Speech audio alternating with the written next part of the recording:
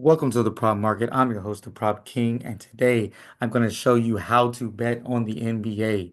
Yes, the NBA is the best league to bet on player props and also a lot of times on spreads and totals, but specifically for player props, and I'm going to tell you why.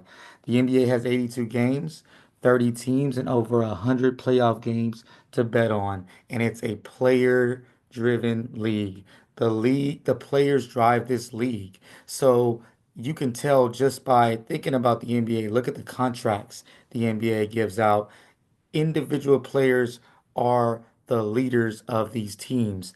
And that is a good thing if you're talking about prop bets because NBA players, if one guy's out, you can make a huge deal and get a lot of money based on that knowledge and beating the lines. Because one player, whether it's a star or a role player, can affect the whole pace, can affect the whole projection of another player's props. So this league is a league that is very easy to win money, but you must follow these steps I'm going to give to you right now. So with that being said, let's go and look three tips to betting on the NBA. And I always say let's cash it in a video. And the number one step, bet early when the market opens. So we're going to talk about these steps one by one. But yes, getting in early in anything always helps. But it is definitely helpful if you're talking about betting player props in the NBA. Next, players and teams perform better after bad games. So, yes, there's something called a bounce back spot we're going to talk about. And this is a very important aspect of the NBA that people don't focus on. It's important in all sports, but specifically in the NBA. And then last but not least, have information on the game within the game. So there's more information than just the stats that come on a sheet. You know, anybody can compile projections from Outlier and other apps. And I don't discredit that because those are very important. But having information on the game within the game is very important. So we're going to talk about the early bird gets the worm. The best lines are posted as soon as the market opens. I see this time and time again where if I make a pick at 1 a.m. and then I look at it at 1 p.m. that next day, that pick is either off the board or it's been bumped dramatically. So better shape the market. So the thing about betting is you can see the market change based on certain people that are betting. So big gambling syndicates can shape the market based on their volume and quantity that they're actually betting. So you're talking about some of these big wigs, some of these big guys up top that bet, thousands of dollars per player prop, or if we're talking about the spread picks, they make the spread move, or they can make the over and under go up or go down based on their bets. It's because they're putting huge amount of money and a lot of volume on these picks. So you must beat them. If you like a pick, you must beat the top bettors because they can shape the market. Next thing, lines become more sharp. So as the time goes on, lines become more sharp. They get more, as you say, the EV betters, they get more information. So these lines, just like us, get more information, which more information makes the odds kind of get a little bit sharper for them because now they know more. At the beginning, maybe they didn't know this player was out, and you may have known, or maybe they didn't know that. The pace of the game was going to change because the coach said something in a meeting, but now they do know, so lines become more sharp as the game day goes on.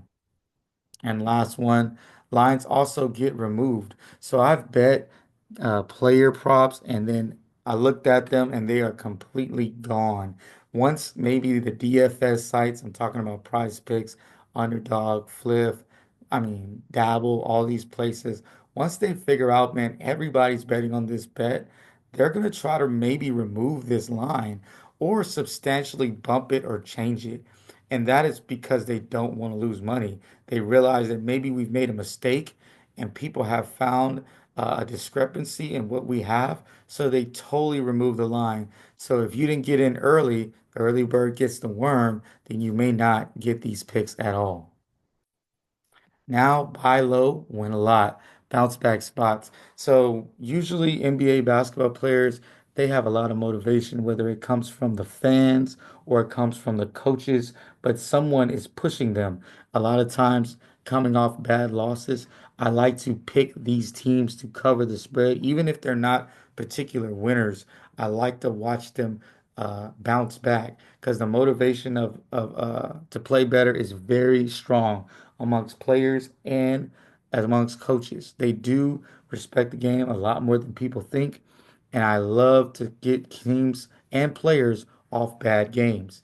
Professionals don't usually have back-to-back bad days. It's true. You rarely see an NBA player play two bad games, and if you do, it's very, very uncommon. So I love to bet on player props that had coming off a bad game. And then lastly, why I like it is the books will give you a discount. So they love to discount these particular players coming off of bad games because they're only paying attention to the numbers. They're only paying attention to what did he score in the last 5 games. Oh, we need to bump his PRA down, bump his fantasy score down. That's where we take advantage because we know this guy is in a little funk, but this game is going to have high pace. This game is he has a good matchup. So there's other things involved. Plus, he has had bad games. He's due. So the books will give you a discount on players that have had bad games for a couple days here and there. And the last thing I have for you is get the T. In the NBA, this is important, any sport, but getting the T in the NBA can be life-changing. Know who's injured, starting, and the coaches and player comments. It is so essential.